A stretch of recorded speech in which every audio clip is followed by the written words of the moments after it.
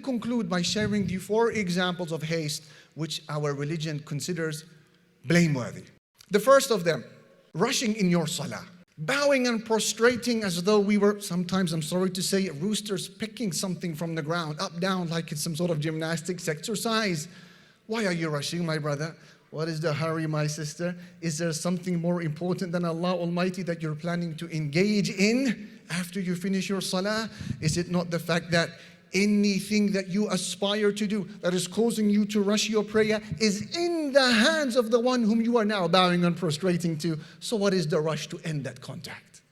Number 2, haste when making a dua.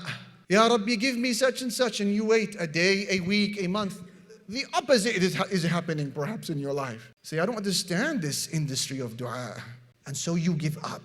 Here the Prophet sallallahu alaihi wasallam said, Allah will answer your dua as long as you are not in a state of haste. This person is a person who says, I have made so much dua and it is not being answered.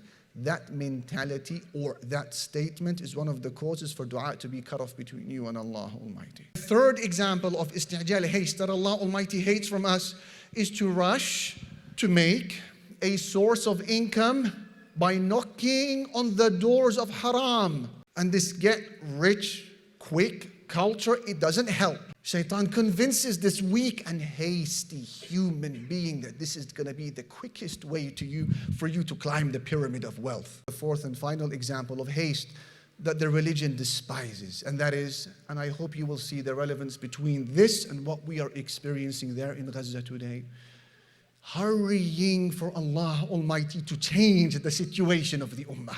That causes us to rush, and we ask, where is the victory of Allah Almighty? The care that you have for the Muslims is nowhere near as great as the care that Allah Almighty has, but there are rules in this universe, sunan, fixed laws, and they have to run their course.